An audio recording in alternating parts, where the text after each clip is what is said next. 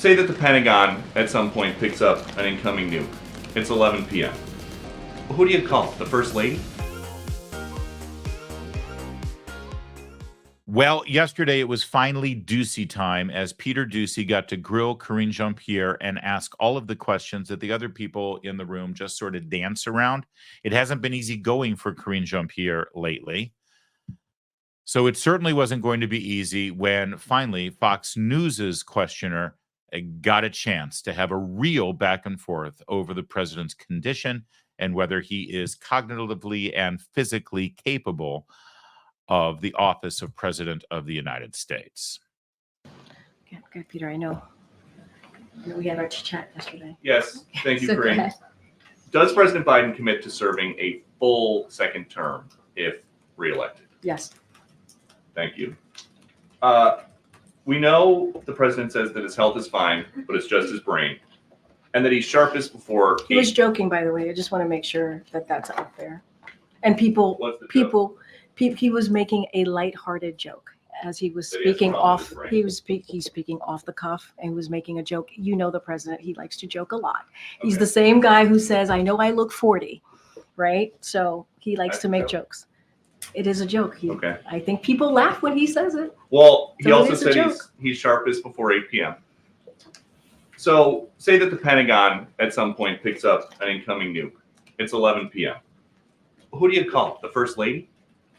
He has a team that lets him know of any news that is pertinent and important to the American people. He has someone that is decided, obviously, with his National Security Council on who gets to tell him that news. So Kevin McCarthy just said that when he was the speaker, many times when we had meetings in the Oval Office, Jill was there as well. When the First Lady's in these meetings, is she making decisions or is she just advising the president? No, the president is the president of the United States. He makes decisions. Okay. Another family member. President Biden has told me before, he and his son don't have any business dealings together. So what is Hunter Biden doing in White House meetings? Are you talking about the meeting where they came together from Camp David and the two of them walked to the president's meeting and he was there?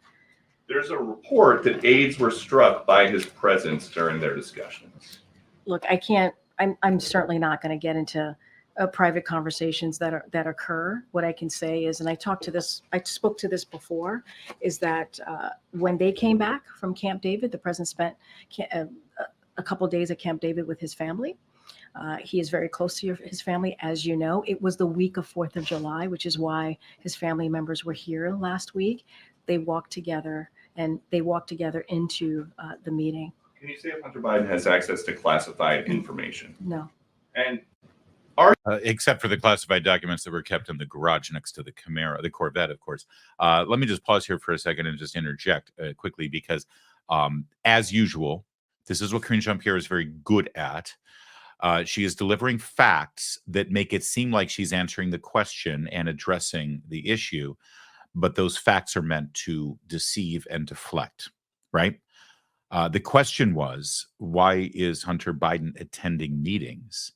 And she then said, oh, you mean they were seen walking together? And the answer is no, actually. There are reports, as Peter Doocy just said, that aides were struck by his inclusion in meetings. And her response was, hey, it was July 4th week, and they're very close. It was July 4th week. That's true. And they're very close. That's true, too. But it doesn't answer the question. And it wasn't just any July 4th week. It was the week after the President of the United States' brain melted on international television in the middle of his first debate with his opponent for the presidency.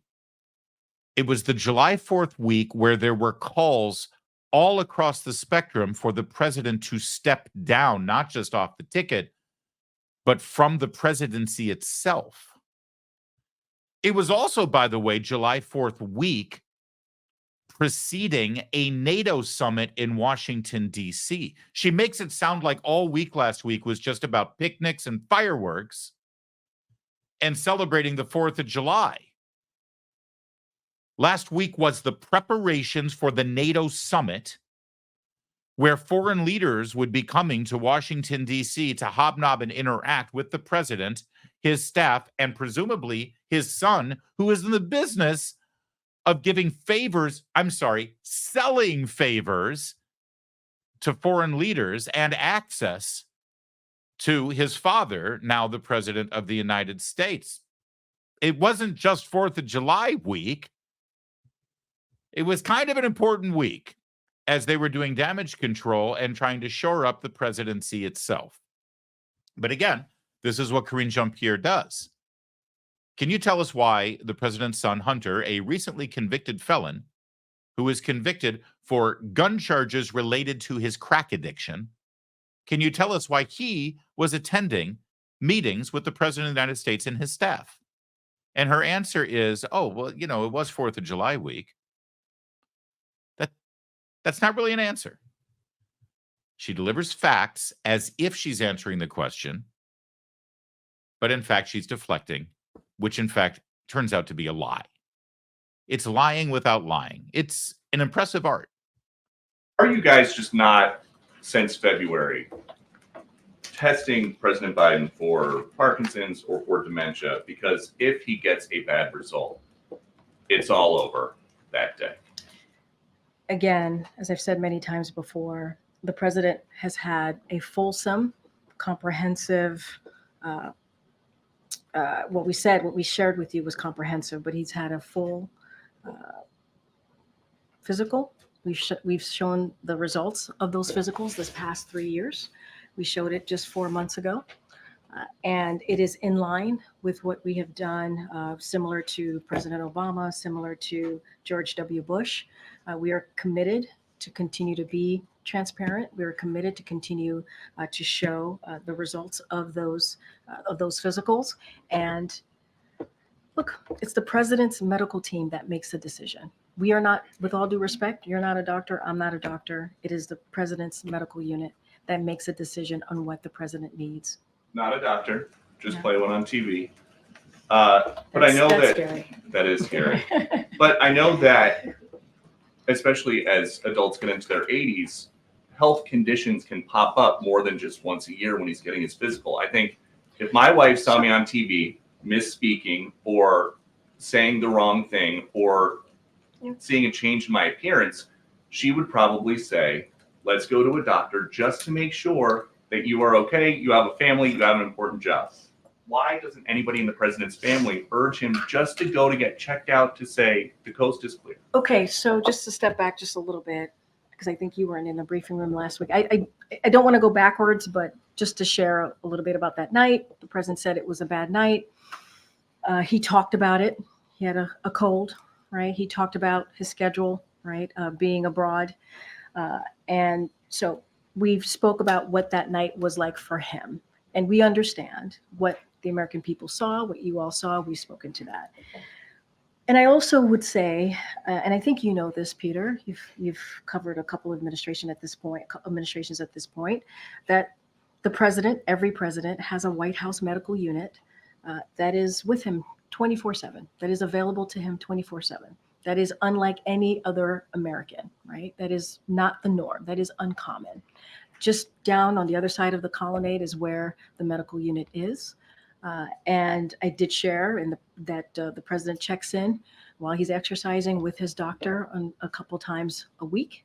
And so he has that. He has something that majority of Americans, all Americans, I would probably argue, don't have, which is a full medical unit that is with him at all times. And he gets a full physical, annual physical that we share with all of you. And that is very different than an everyday American who sometimes they're lucky if they can go get a physical. They have to get into a car. They have to take public transportation. The president has, again, a medical unit that's with him here at the White House and travels with him. So I guess the question is just, you're saying this is not a situation where you would rather just not know if there is an issue with the president, because if he does get a bad result, it is all over. He has to leave office right away. He can't run for re-election. First of all, it's a hypothetical, right? That you're giving me a hypothetical. But I will also say, just to clear this up, the White House medical unit, his doctor They don't believe that he needs anything more than what we have been able to provide, a full, detailed, very comprehensive physical that he had 4 months ago. It is their decision to make. It's not yours. It's not mine. It's the White House Medical Unit. Actually, it's not their decision to make. And let's just wrap this up quickly with a quick question for you, as we just saw, hypothetical. I'll ask you a hypothetical. If you were showing indications of some sort of physical ailment or problem, whether it was a mental problem, or let's say you were exhibiting, a limp when you're walking, or trouble reaching for something in your house, or I don't know, fill in the blank, whatever you might think it is, maybe a sudden development of a speech impediment. Let's say you've developed a nagging cough that comes all the time, right? If your wife or your husband came to you and said, "Will you please get that checked out? Will you please get a test on that?"